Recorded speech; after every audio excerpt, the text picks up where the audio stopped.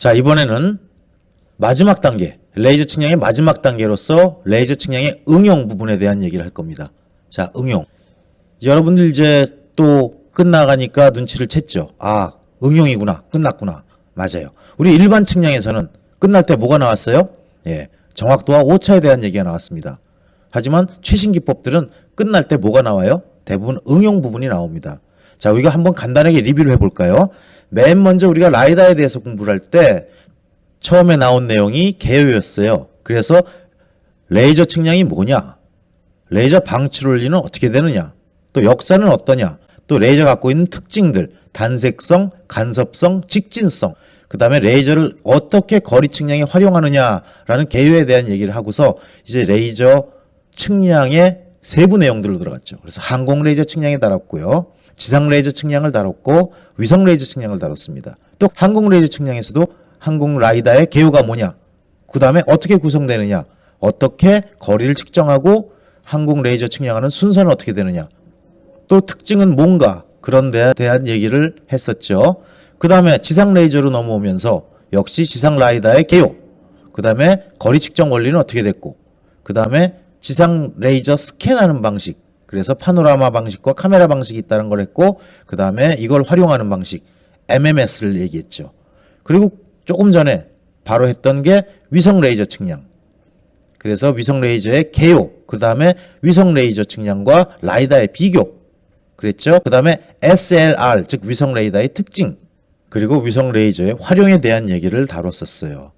자, 이제 맨 마지막으로 레이저 측량을 응용하는 부분에 대한 얘기를 할 겁니다. 그 위성 레이저 얘기할 때도 언급을 했었지만 여기서 위성 레이저에 대한 그 응용 부분은 없어요. 그냥 우리가 앞에서 다뤘던 항공 레이저와 지상 레이저에 대한, 이게 주가 되기 때문에 여기에 대한 응용만 다뤄볼 겁니다.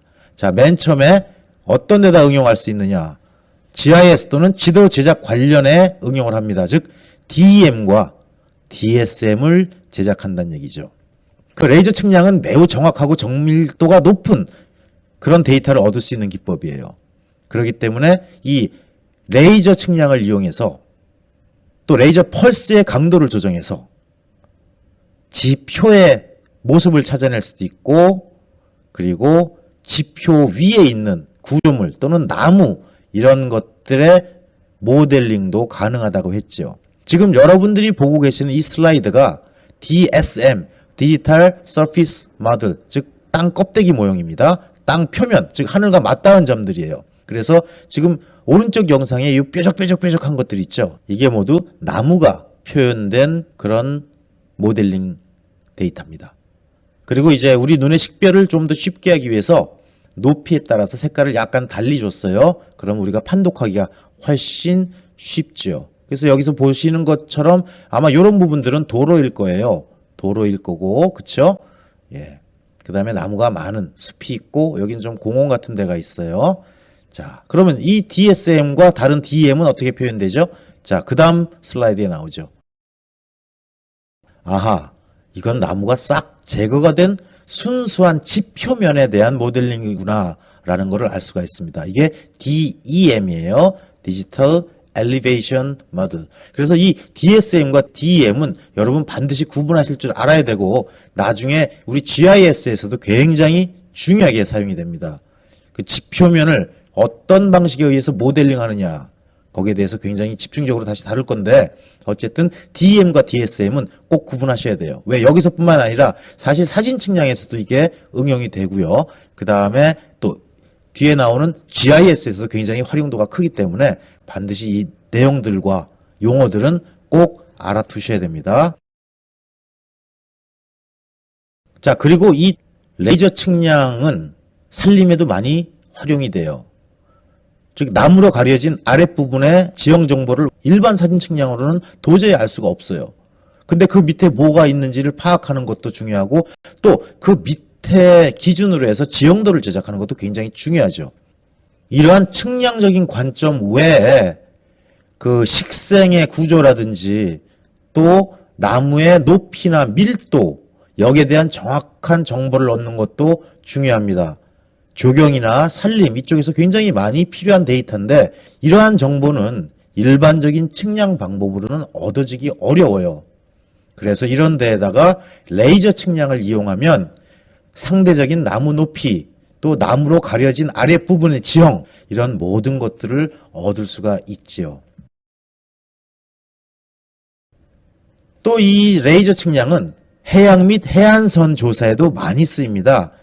해안 지역의 해변, 또 모래 언덕, 이거는 항공 라이다 측량의 최적 응용 분야라고 볼 수가 있습니다. 일반적인 사진 측량을 통해서 우리가 해변에 대해서 얻으려고 할 때 촬영이 불가능한 지역이 많습니다. 항상 변화하기 때문에 그래요. 변화하는 데이터들을 얻기 위해서 수시로 라이다를 이용하면 우리가 시간의 변화에 따라서 어떻게 달라지는지 아주 판단하는 데 용이해지죠. 역시 이 슬라이드도 그 해안선이나 해양 측량에서 어느 정도 수심까지는 레이저가 뚫고 들어가거든요. 아주 깊은 데는 레이저가 못 들어가지만 어느 정도까지는 레이저가 뚫고 들어가기 때문에 근해에 해저 지역을 관측하는 데는 항공 레이저만큼 좋은 기술이 없습니다. 또 도로나 파이프라인, 이런 전력선의 모델링도 레이저 측량을 이용해서 효과적으로 수행할 수 있어요. 즉 전력선의 도면화, 가스파이프, 철도, 도로, 이런 선형 객체, 선형 대상물은 라이다를 이용하면 도면을 제작하는 데 상당히 효과적입니다. 그래서 전력선이 쳐져 있는 것을 발견한다든지, 또 침식지를 찾는다든지, 또 기지국의 설치 장소를 미리 모델링해서 예측한다든지, 이럴 때도 레이저 측량이 아주 효과적으로 활용될 수가 있어요. 홍수 지역 같은 부분도 이 레이저의 최적 부분 중에 하나입니다. 이러한 지역에 대해서 3차원 지형 모델링을 해놓으면 방제 대책에 대해서도 계획할 수가 있고, 또 보험 같은 데서도 많이 중요한 자료로 사용할 수가 있습니다. 그래서 레이저 측량을 이용해서 다양한 홍수 모델링 프로그램을 위한 지형 데이터를 얻을 수가 있습니다. 지금 이게 원 데이터의 모습, 지표의 모습이고요. 이 영상이 물이 찼을 때 지표를 덮고 있는 물이 어느 정도인가를 파악하기 위한 그러한 홍수 지역에 대한 모델링입니다. 이러한 모델링을 통해서 우리가 피해 지역도 어디가 되는지 확인할 수가 있고, 또 피해 금액이라든지 여러 가지 재난에 대해서 그 피해를 최소화시킬 수 있는지, 그러한 여러 정보를 얻어내는 데에도 역시 그 레이저 측량은 탁월한 효과를 가지고 있어요. 또 도시나 건축물의 모델링에서도 역시 레이저 측량은 효과적입니다. 이러한 장비를 이용해서 도시 전역을 모델링을 하면서 정확하게 3차원으로 구현하는 것들이 가능하죠. 여러분들이 지금 보고 계시는 슬라이드가 이 도시 건축에 대한 모델링을 나타낸 것들이에요. 자, 지금 이 영상 같은 경우는 무수히 많은 점들이 앞에서 얘기했던 구름점이라고 표현했죠. 점구름, 포인트 클라우드로 표현된 것들입니다. 모두 이 점들은 전부 3차원 위치를 가지고 있는 점들이에요. 이렇게 해서 정확히 모델링을 한 다음에 3차원이죠, 물론. 그리고 나서 우리가 다시 찍은 디지털 카메라나 이런 어떤 영상들을 이 모델링에 텍스처를 입혀주게 되면 사실과 동일한, 실제로 보는 것 같은 그런 모델을 구현할 수가 있습니다. 그리고 이 모델은 3차원으로 구현된 모델이기 때문에 위에서 내려다보거나 돌려서 보거나 또는 안으로 들어가서 보는 것도 가능하고, 이런 것들이 모두 GIS의 데이터로 활용될 수가 있고, 향후에는 VR, Virtual Reality, 즉 가상현실이죠. 거기에 아주 효과적인 데이터라도 활용이 될 수가 있습니다. 자, 이 또 레이저는 앞에서 우리가 얘기했던 것처럼 능동적인 탐지기예요. 그 능동적인 탐지기라는 거는 구름이나 안개 같은 영향을 뚫고 지나간다는 얘기죠.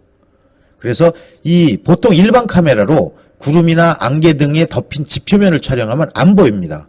그래서 앞에서도 우리가 항공사진 측량에 가진 한계, 바로 기상의 영향이라 그랬죠. 하지만 레이저는 그러한 조건이 제약 조건이 되지 않습니다.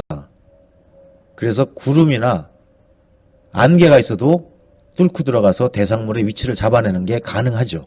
지금 이 슬라이드는 9.11 테러 사건 때 2001년에 있었죠.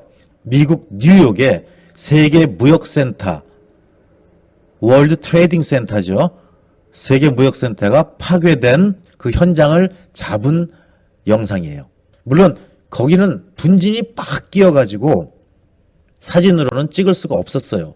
뿌해서 그때 이 레이저, 즉 항공 라이다가 아주 빛을 발했습니다. 그런 모든 제약 조건을 뚫고 들어가서 현재의 상황이 어떤지 3차원으로 생생하게 모델링을 해줬었죠.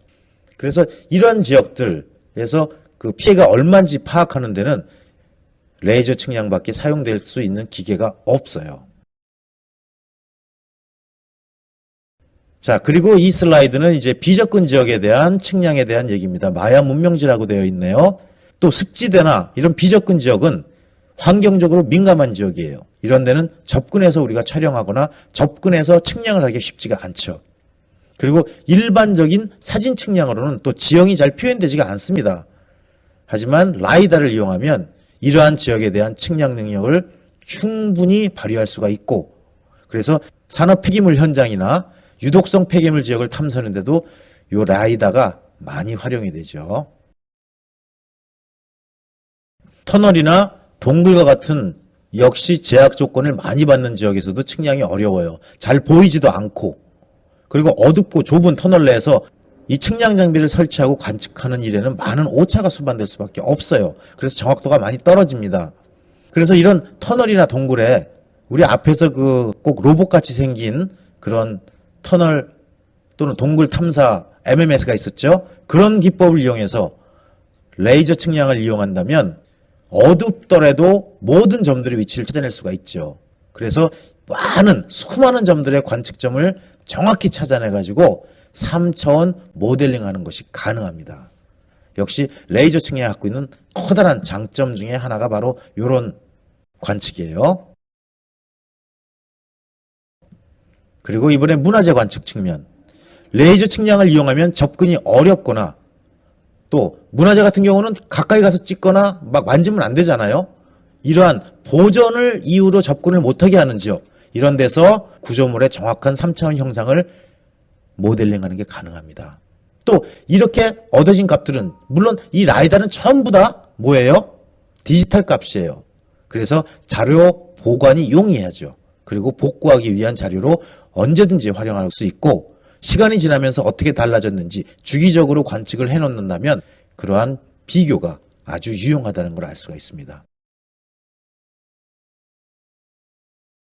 그 외에 엄청나게 많은 부분들이 이 라이다를 활용하는 측량이 되는데, 골프장이라든지 또 스키장, 또 산사태 지역 분석, 그 다음에 컴퓨터 게임에다가 실제 모형을 갖다가 넣을 경우에 그 모델링하는 기법, 그 다음에 눈이 쌓여있을 때 눈의 깊이, 그 다음에 경사를 알아내고 눈의 깊이와 경사 파라미터를 잡아가지고 사고 예방하는 것들, 또 비행기 조종 시뮬레이션 할 때 지나가는 그 배경들의, 결국 그거는 도시 모델링이겠죠.